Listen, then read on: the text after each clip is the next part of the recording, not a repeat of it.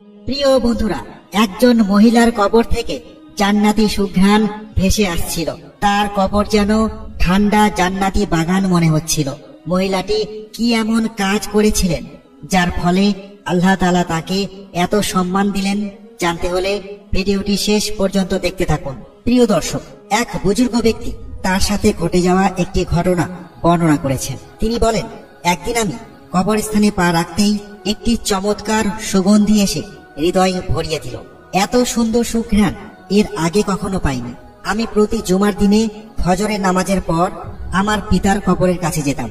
কবর জিয়ারত করে আমার বাবার জন্য দোয়া করতাম এবং সেখান থেকে নিজের দোকানে চলে যেতাম। এভাবে আমার অনেক বছর কেটে গেল। কিন্তু আজকে হঠাৎ কবরস্থানে আমি একটি অদ্ভুত সুন্দর সুগন্ধি অনুভব করছি, যা এর আগে কখনো পাইনি। এই সুগন্ধি এতটাই চমৎকার ছিল যে আমি অস্থির হয়ে পড়ি। এই সুগন্ধিটা কোনো মতেই দুনিয়ার কোনো সুগন্ধির মতো মনে হচ্ছিল না। যাই হোক, আমি আমার পিতার কবরের দিকে এগিয়ে গেলাম। আমি যখন তার কবরের কাছে পৌঁছালাম তখন দেখতে পেলাম আমার পিতার কবরের থেকে সামান্য দূরে একটি নতুন কবর খোঁড়া হয়েছে। তাজা ফুল এবং নতুন চাদর থেকে বোঝা যাচ্ছিল যে এই কবর নতুন করে খোঁড়া হয়েছে। এখানে নতুন কোনো মুর্দাকে দাফন করা হয়েছে। নতুন কবরটি দেখার পর আমার মধ্যে এমন অনুভূতির সৃষ্টি হলো যা আমি ভাষায় প্রকাশ করতে পারবো না। আমি আমার বাবার কবর জিয়ারত করে তার জন্য দোয়া করার পর নিজের অজান্তেই আমার পা সেই নতুন কবরের দিকে এগিয়ে গেল। আমি যখন আমার বাবার কবরে দাঁড়িয়ে দোয়া করছিলাম তখন আমি টের পেলাম যে সেই চমৎকার জান্নাতি সুঘ্রাণ এই নতুন কবরটি থেকে আসছিল। আমি আরো নিশ্চিত হওয়ার জন্য সেই কবর থেকে কিছুটা মাটি আমার হাতে তুলে নিলাম। আমি আশ্চর্য হয়ে লক্ষ্য করলাম এই কবরের মাটি থেকে অত্যন্ত সুন্দর সুঘ্রাণ বেরিয়ে আসছে এবং মাটিগুলো খুবই নরম অনুভূত হলো, অথচ মাটি একদম শুষ্ক ছিল। আমি অত্যন্ত আশ্চর্য হয়ে গেলাম। যাই হোক, আমি সেখান থেকে উঠে গেলাম এবং মাটিগুলো পুনরায় কবরের উপর রেখে দিলাম। আমি সেখান থেকে আমার দোকানে চলে আসলাম। এসে দেখতে পেলাম দোকানে আমার এক কাস্টমার আমার জন্য অপেক্ষা করছিল। আমি তাদেরকে তাদের প্রয়োজনীয় পণ্য মেপে দিলাম। সে আমাকে বলল, ভাইজান, আজকে তো আপনি খুব চমৎকার সুগন্ধি লাগিয়েছেন। আমি অবাক হয়ে জিজ্ঞেস করলাম, সুগন্ধি? কিসের সুগন্ধি? সে আমাকে বলল, সুগন্ধি আপনি লাগিয়েছেন আর আমাকে জিজ্ঞাসা করছেন কিসের সুগন্ধি? সেই ব্যক্তিটি চলে যাওয়ার পর আমি নিজের হাত শুকে দেখলাম সুগন্ধি আমার হাত থেকে আসছিল। সেই কবরের মাটির সুগন্ধি। সেই সুগন্ধি পুরো দিন আমার হাতে লেগেছিল। পরের দিন নিজের অজান্তেই আমার পা সেই কবরস্থানের দিকে হেঁটে চলল। আমি আমার বাবার কবর জিয়ারত করে তার জন্য দোয়া করার পর পুনরায় সেই কবরের কাছে গিয়ে দাঁড়ালাম। আমি ভাবতে লাগলাম, কতই না নেককার একজন বান্দা এই ব্যক্তি। কে সেই ব্যক্তি? তার কবরের মাটি এত নরম এবং এত সুগন্ধিময় কিভাবে হলো? এমন কি নেক আমল করেছিলেন এই ব্যক্তি যে তার কবর থেকে এত সুন্দর সুঘ্রাণ আসছে, যার কবরের মাটি স্পর্শ করার কারণে সারাদিন আমার হাত থেকে সুঘ্রাণ বের হচ্ছিল? এইসব প্রশ্ন বারবার আমার মাথায় ঘুরপাক খাচ্ছিল।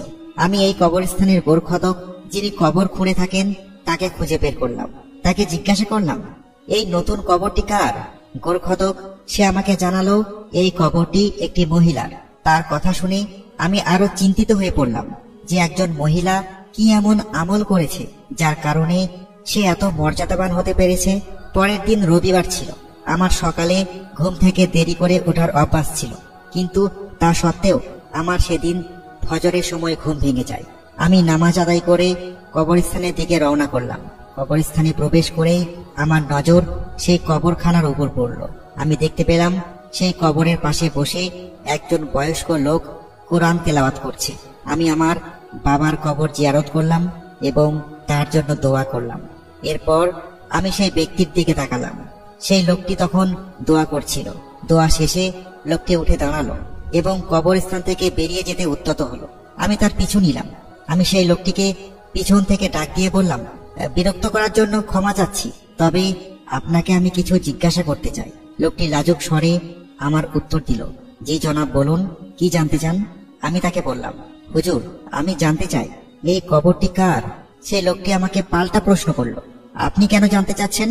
আমি তাকে বললাম, এই কবর থেকে একটি অদ্ভুত সুঘ্রাণ বেরিয়ে আসে যা আমাকে অস্থির করে দিয়েছে। আমি বুঝতে পারছি এই সুগন্ধি কোনো দুনিয়ার সুগন্ধি নয়। এই কবরবাসী এমন কি নেক আমল করেছিল যার কারণে তার এত মর্যাদা? সেই ব্যক্তি বলল, এটা তো হবেই, কেননা এটি আমার প্রিয়তমা স্ত্রীর কবর। আমি আমার 4 বোনের একমাত্র ভাই।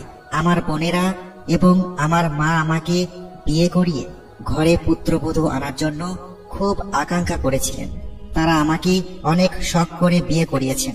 আমি বিয়ের প্রথম রাত্রিতে আমার স্ত্রীকে বলে দিয়েছি যে এই বিয়ে শুধুমাত্র আমার মা এবং বোনেদের খুশি করার জন্য করেছি।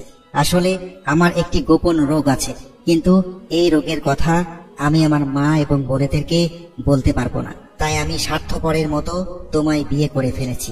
আমার স্ত্রী এই কথা শুনে আমার সাথে ওয়াদা করলো সে আমার অসুখের কথা কাউকে জানাবে না।